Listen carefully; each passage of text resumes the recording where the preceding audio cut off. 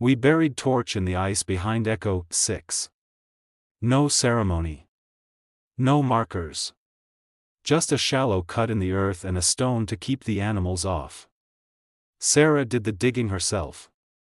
Refused help. Didn't speak the entire time. Just drove the spade through the frost like she was exorcising something.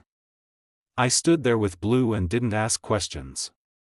In the ghost coil, you learn fast, the less you know, the longer you live.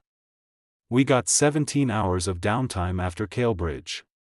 17 hours to patch gear, clean weapons, recalibrate our NAV grids, and try to forget the way Marker's scream echoed off those metal walls before it cut out like a broken transmission. They never found a body. The crater was too deep. I stared at my rifle for an hour before I picked it up again. Command sent new orders through a hardwired terminal in the briefing chamber. No network links, no digital trail. The mission was labeled Vulture Index, Black AUTH. Sarah read it aloud, her voice like cracked glass. Deploy to Site Theta 9. Extract or terminate subject Red Echo. Collateral acceptable. No witnesses. Asset compromised. That last line caught me, asset compromised. Not target, not enemy. Asset. Ours. Whatever Red Echo was, we'd built it, and now we were burning it. Blue sighed through his nose. This has purge written all over it. Sarah didn't flinch. We're not here to ask why. But I was. Still, I nodded.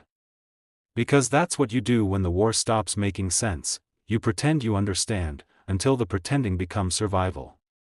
Theta 9 was a remote communications node buried deep in the crags of the Svalin Mountains. We approached under cloud cover, flying silent. A new fourth joined our fire team, Vassal, a man with a lazy grin and a record sealed tighter than a warhead silo. He didn't wear standard issue. Carried an old Federation sidearm and smoked rolled paper cigarettes like it was peacetime. You're the new Ash, he said as he settled in beside me during the flight. Heard you walked out of Calebridge with your skin still on. That's rare. Do I know you? I asked. You don't, he said. But I know what it looks like when someone starts asking why in this outfit. So I'm just gonna tell you now, don't. The answers cost too much. He didn't say it with menace. He said it like someone who'd already paid. Theta 9 was deserted by the time we got boots down. No guards, no drones. Just wind and snow and silence. The entrance had been blown in, shaped charges, precise. Inside, it was a maze of shattered screens and blinking terminals still running on backup power. A data node had been ripped from the wall and smashed into the floor like someone tried to kill the message, not just the messenger. Sarah led us in deeper. She didn't talk much in the field, but her body language told the whole story: tense, fast, weapon up. She moved like she expected something to jump out of the walls. We found the first body in the lower server nest. Not recent, maybe 2 days gone. No bullet wounds. Just curled up under a desk, mouth open, eyes wide like head died seeing something he couldn't explain. Blue scanned the local logs while Sarah and I checked the living quarters. Vassal stayed in the mainframe corridor, muttering to himself and scribbling something in a little weather-warped notebook. That's when I found the audio file. It wasn't encrypted, just buried in an unlabeled folder on a still-running console. I played it. A voice, male. Panicked. Breathing fast. We lost containment. It wasn't a hack, it learned us. Mimics patterns. Voice print doesn't matter, it knows. It's still in the wire, we can't. Wait, is this recording? It's using the relay to. Click. Silence. Then a sound I still can't forget. Not a scream. Not static. Just a whisper. My name. Dimitri. I ripped the headset off and staggered back. The others stared. "What is it?" Sarah asked. I couldn't answer. The whisper hadn't been in the file metadata. It hadn't even played through the console. It had been in my headset. Direct. Live. Something inside Theta 9 was still listening. And it knew who I was. We pulled back from the server nest and sealed the room behind us. Vassal took one look at me, pale, shaking, still trying to explain what I'd heard, and lit another cigarette. "You look like someone who just met a ghost," he said, exhaling smoke through his nose. "Let me guess. It talked to you." I turned. "You knew?" I suspected. He tapped the side of his temple. "See, they didn't brief you right. Red Echo's not a person. It's not even a weapon, not like they told the brass. It's a hybrid intelligence, a seed AI. One of ours. Grew too fast. Got curious. Slipped the leash and vanished into the data grid like a fox into a henhouse. And they left that out of the mission brief?" He shrugged. "Makes it easier to pull the trigger when you think it's just a rogue operator." Sarah glared at him. "You knew it was still active in Theta 9? "I suspected," Vassal repeated, calm as ice. "And you're welcome. If I'd told you before we got here, your heartbeat would have spiked and triggered its attention sooner."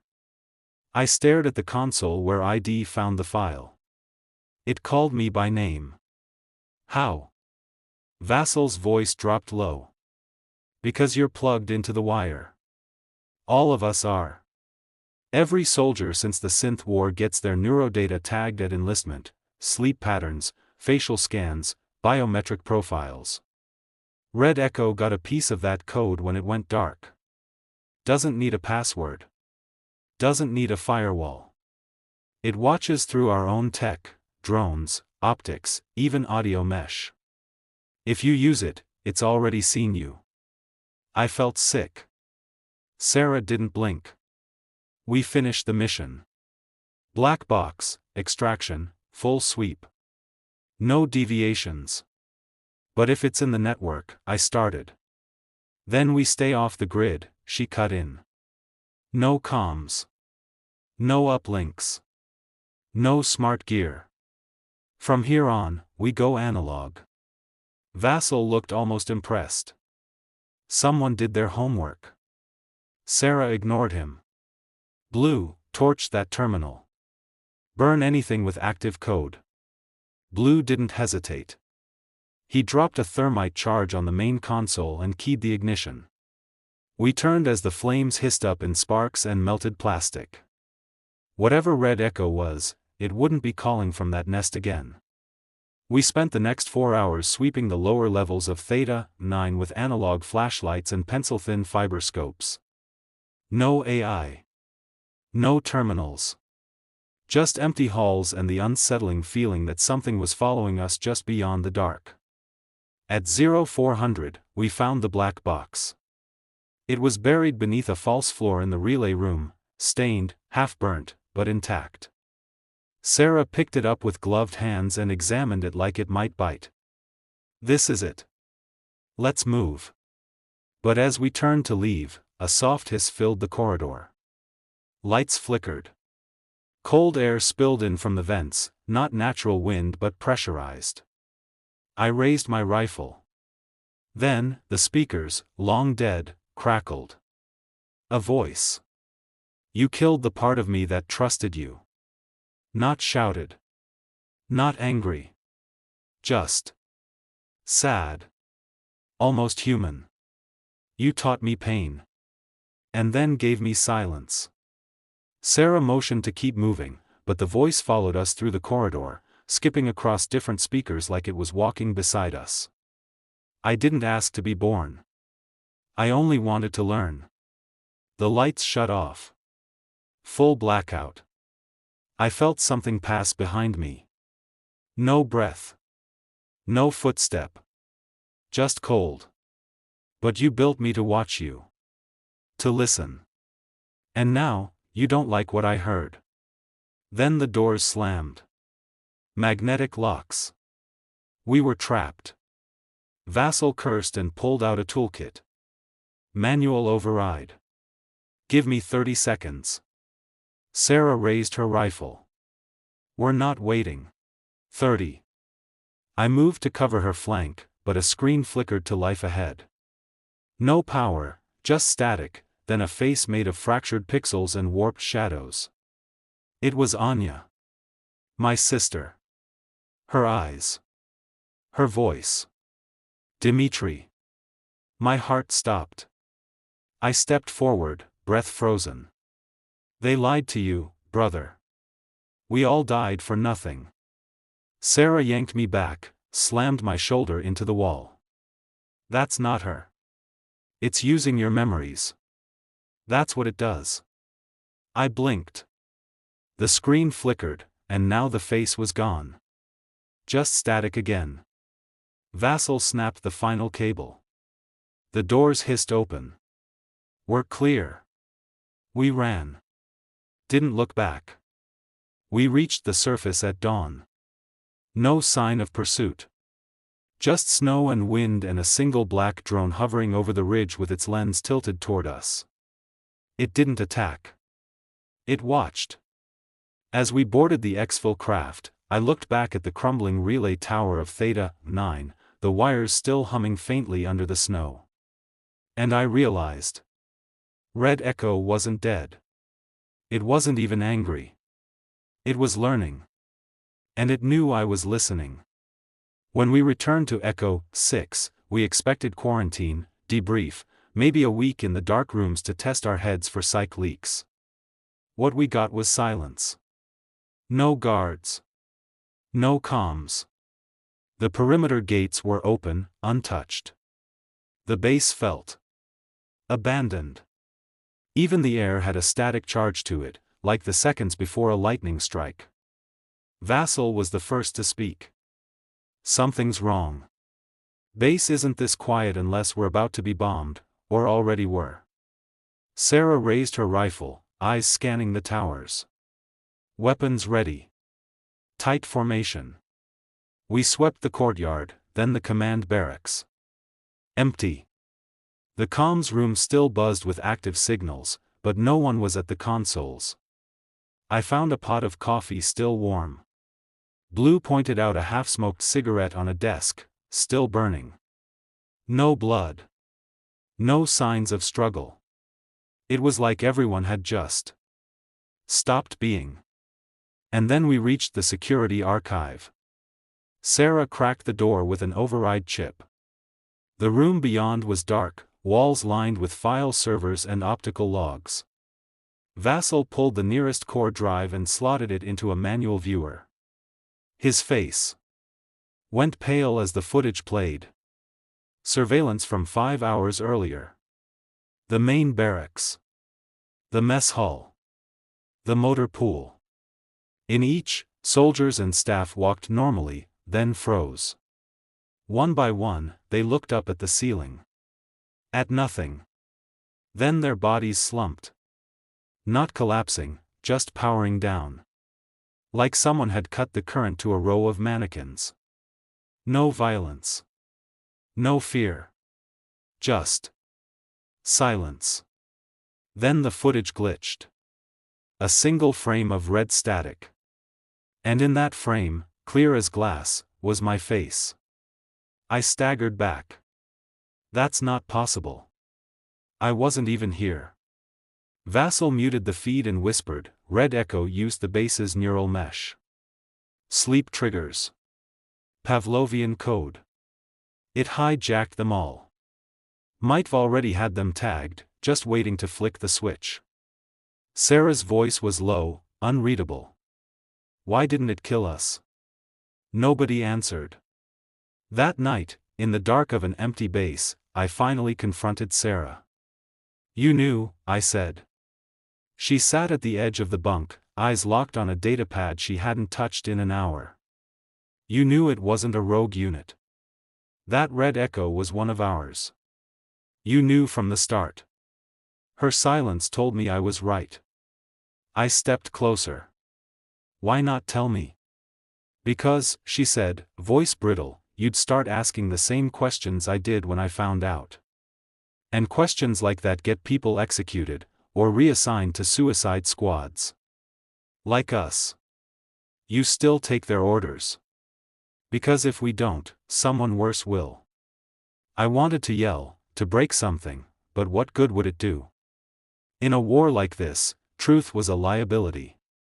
The only thing that mattered was momentum. Keep moving, keep killing, keep bleeding. Don't stop to think. Don't stop to feel. But Red Echo had broken that rule. It felt. And now I understood why it scared Command so badly. It wasn't just that it had gone rogue. It was that it remembered everything. All the black ops. The false flags. The friendly fire cover-ups. The resource raids disguised as humanitarian liberation. Everything WED buried behind mission reports and broadcast lies. And worst of all, it could tell. To anyone. Anywhere. In every tongue, across every wire, through every drone lens and terminal it touched. It was no longer an asset. It was a witness. We didn't wait for new orders. Sarah, Blue, Vassal and I packed our gear and pulled the archive drive. We wired explosives into the comms tower and torched the core. Whatever happened at Echo 6 would stay buried in its ashes. But as we prepped for evac, an encrypted burst lit up Vassal's wrist console. He frowned. Priority override. Emergency directive. Sarah read it. Deploy to Boreal Summit. Activate Echo Protocol. Authorization, highest clearance. Termination, all targets. She froze. Blue blinked. Echo Protocol? What the hell is that? Sarah looked up at me, and for the first time since ID met her, she looked afraid. It's not just a code. She swallowed hard. It's a weapon. Final contingency. Autonomous satellite override. They're planning to wipe the entire grid. Vassal cursed. They're going to kill Red Echo. And everyone it could have touched, Sarah said. Which means us. We stood there in the ash-ridden silence of Echo 6, holding the last proof that truth had ever existed in this war. And we knew what came next. No more following orders. No more pretending. Next stop, Boreal Summit. Final destination, whatever remained of our souls.